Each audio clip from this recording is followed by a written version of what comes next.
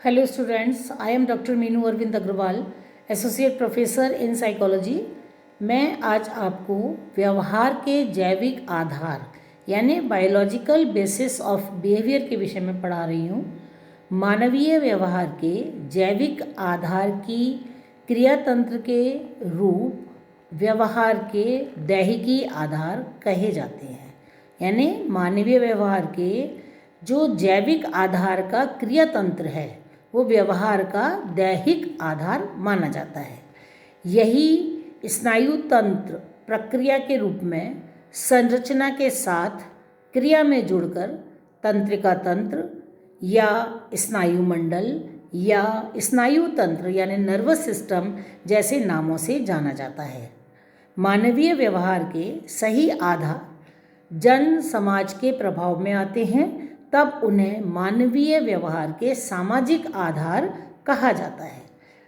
यहाँ हमारी व्याख्या प्राणी के व्यवहार के रूप में मानव तथा पशु दोनों को सम्मिलित करते हुए व्यक्त की जाएगी। जैविक आधार को समझने के लिए हमें शरीर विज्ञान यानी फिजियोलॉजी के अध्ययन विषय को अपनाना होगा। शरीर विज्ञान प्राणी के शरीर की यंत्र रचना की व्याख्या करता है। मनोविज्ञान का अध्ययन विषय शरीर विज्ञान की इन यंत्रवत प्रक्रियाओं से जुड़ा देखा जाता है। प्राणी के व्यवहार की इस व्याख्या को हम इस तरह से समझ सकते हैं, उद्दीपक, उससे रिएक्ट होता है प्राणी और उससे रिएक्ट होता है प्रतिक्रिया, जिसको कि हम SOR यानी कि स्टिमुलस ऑर्गेनिज्म और रिस्पॉन्स SOR फॉर्मूला के आधार पर समझ सकते हैं। इसी को हम शारीरिक प्रक्रिया के रूप में संग्राहक, समायोजक और प्रभावक यानी रिसेप्टर्स यानी R, एडजस्टर्स यानी A और इफेक्टर्स यानी E के रूप में समझा जा सकता है। विकास, जनन सूत्र तथा व्यवहार ये शारीरिक मूल प्रक्रियाओं के रूप में संग्राहक, समायोजक तथा प्रभावक यानी रिसेप्टर्स, एडजस्टर्स और इफेक्टर्स जो प्राणी के विकास के मुख्य आधार है, यहाँ हम उनको समझते हैं। प्राणी या मानव की व्यवहार की यंत्र रचना मानवीय विकास पर आधारित है, जिसमें अरबों वर्षों की विकास प्रक्रिया सम्मिलित रही है। यह विकास इंग्लैंड के प्रसिद्ध विद्वान चार्ल्स डार्विन जिनका समय रहा था 1809 यानी 1809 से 1882 यानी 1882 तक, उन्होंने अपनी पुस्तक जिसका नाम था ओरिजिन ऑफ स्पेसीज में विस्तार से मिलती है। किसने? डार्विन ने। डार्विन विकासवादी विचारधारा के जनक माने जाते हैं। इसी विचार ने तुलनात्मक मनोविज्ञान यानी कंपैरेटिव साइकोलॉजी को जन्म दिया है। इसके अंतर्गत मनोवैज्ञानिक पशुओं पर प्रयोग कर उससे मानव जीवन के साथ जोड़ते हुए व्यवहार की प्रक्रिया का अध्ययन करते हैं। यहाँ हम विकास, उत्पत्ति सूत्र तथा मानवीय व्यवहार का सम्मिलित रूप लेकर व्याख्या करते हैं। डार्विन की महान पुस्तक प्रजातियों का उद्भव, जिसका कि नाम बताया अभी आपको, ओरिजिन ऑफ स्पेसीज का प्रकाशन सन 1859 में हुआ। विकासवादी सिद्धांत पर आधारित यह पुस्तक प्रजातियों के विकास पर आधारित विचार में क्रांतिकारी विचारों को लेकर आई। वैसे विकासवादी सिद्धांत फ्रांसीसी विद्वान लेमार्क से जुड़ा हुआ है। लेमार्क का समय था 1744 से 1829, उनसे जुड़ा हुआ है। इनका कथन है कि जीव अपनी शारीरिक अर्जित विशेषताओं को अपनी आनुवंशिकी यानी वंश परंपरा से संक्रमित करता है, जिसे उन्होंने अर्जित विशेषताओं का संक्रमण इनहेरिटेंस ऑफ एक्वायर्ड कैरेक्टरिस्टिक्स कहा है। परंतु जीव को ऐसा प्राप्त तभी होता है जब आगे आवश्यकताओं की वृद्धि हेतु एफर्ट्स तथा परिवेश के साथ सामंजस्य बिठाने के लिए उन विशेषताओं में परिवर्तन ले आते हैं जिनसे आवश्यकताओं की पूर्ति संभव हो जाती है या हो पाती है। डार्विन के विकासवाद के अनुसार सभी जातियों का विकास क्रम में हुआ है। जो अब जातियां हैं वे आदिकाल में नहीं थी। मानव का भी काल क्रम में विकास हुआ है। अपनी जाति की विशेषताओं को जिन जातियों ने बचाए रखा वे भी आगे विकसित होती गईं, जिनमें अनुकूलन का सिद्धांत यानी थ्योरी ऑफ एडेप्टेशंस काम में आता रहा। शरीर के अंगों का आपसी समन्वय कोऑर्डिनेशन भी इस विकास में काम करता रहा। इस संबंध में योग्यतम की अतिजीविता यानी सर्वाइवल ऑफ द फिटेस्ट की बात डार्विन ने स्वीकार की। इस अतिजीविता में प्राकृतिक चुनाव यानी नेचुरल सिलेक्शन की प्रधान भूमिका रही। प्रधान भूमिका किस चीज़ की रही? प्राकृतिक चुनाव की यानी नेचुरल सिलेक्शन की। इसी अतिजीविता में जो योग्य है वही जीवित रहता है। इसका मुख्य कारण यह है कि जो प्राणी परिवेश में सामंजस्य बिठाकर अपने अनुकूल खाने पीने का प्रबंध कर सकता है और अपने विरोधियों को दूर हटा सकता है वही योग्य है, वही उत्तर काल में जीवित रहता है और अपनी विशेषताओं को संक्रमित होने के लिए छोड़ देता है।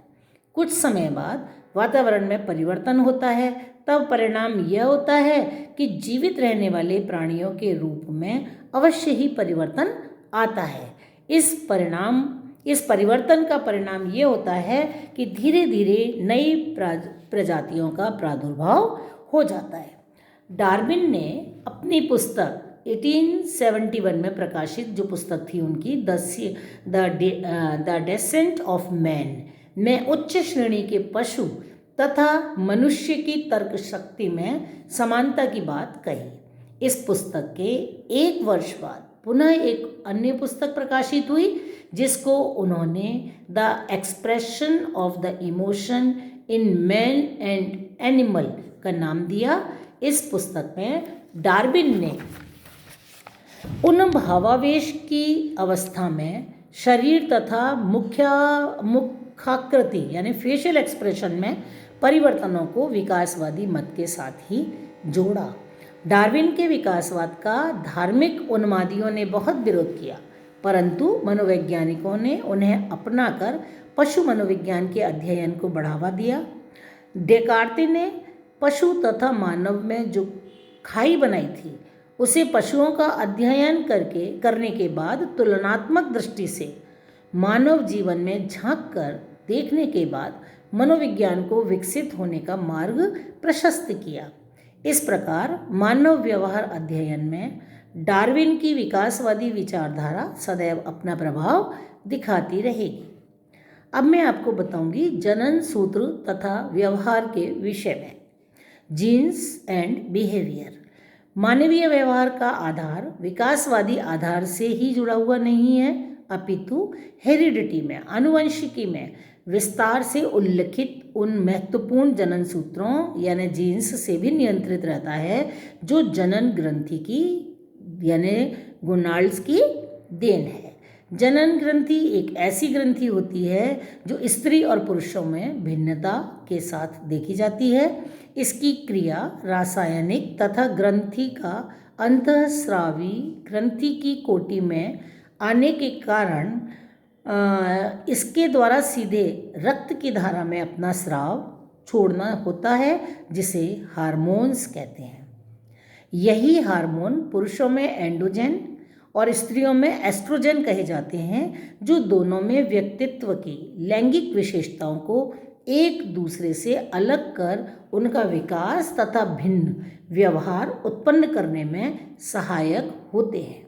यह ग्रंथि बहिर्स्रावी ग्रंथि भी कही जाती हैं जो पुरुष स्त्री समागम के समय पुरुषों में उनके अंडकोश यानी टेस्टिस से शुक्रकीट यानी स्पर्म का रसायन तथा स्त्रियों की ओवरी यानी डिंब ग्रंथि से रजत कीट यानी ओवम का रसायन मिलकर भ्रूण की रचना के लिए स्त्री के गर्भाशय में उसके यूटेरस में जिम्मेदार कहे जाते हैं। यही पुरुषों के शुक्रकीट तथा स्त्रियों के रजत कीट क्रोमोसोम्स कहलाते हैं जिनमें पुरुष तथा स्त्रियों की अलग अलग विशेषताएं पाई जाती हैं। पुरुषों तथा स्त्री में इन क्रोमोसोम्स की संख्या प्रत्येक में 23 जोड़े क्रोमोसोम्स मिलते हैं, जो पुरुषों में XY के रूप में तथा स्त्रियों में XX के रूप में देखे जाते हैं। इन्हीं के कारण XX के मिलने पर बालिका तथा XY के मिलन पर बालक का जन्म होता है।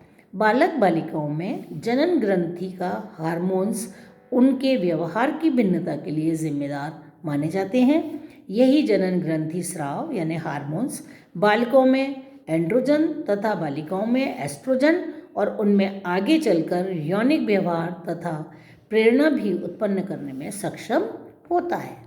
यही क्रोमोसोम्स अपने रसायन में व्यक्तित्व की पुरुष स्त्री भिन्नता, आनुवंशिकी से प्राप्त अपने माता पिता दादा दादी के व्यक्तित्व की विशेषताएं तथा अपनी प्रजाति की विशेषताओं तथा आँखों का रंग इत्यादि लेकर आते हैं। इन विशेषताओं का आधार वही जनन सूत्र होते हैं जिनका माध्यम RNA के द्वारा DNA में सभी विशेषताओं का भंडार भरा होता है। अब तो सही माता पिता की पहचान हेतु DNA परीक्षण होने लगा है। आप सब सुनते हैं, न्यूज़ में देखते हैं, जिससे संबंधित व्यक्ति की आनुवंशिकता की प्रामाणिकता सिद्ध हो जाती है। इस प्रक्रिया में DNA के संवाहक यानी मैसेंजर्स ऑफ mRNA बनकर अपनी भूमिका का निर्वहन करते हैं। तो इस प्रकार ये मैंने आपको डार्विन का विकासवादी सिद्धांत भी समझाया। उसके बाद में मैंने आपको जनन सूत्र और व्यवहार बताया, किस प्रकार से स्त्री और पुरुष में भिन्नता होती है, आनुवंशिकी का भी महत्व होता है, RNA DNA का भी महत्व आपको बताया। अगली वीडियो में मैं आपको संग्राहक, संयोजक और प्रभावक, जिनकी मैंने अभी आपको बात करी थी, रिसेप्टर्स, एडजस्टर, इफेक्टर्स, ये इसका मैकेनिज्म क्या है वो समझाऊंगी। Thank you.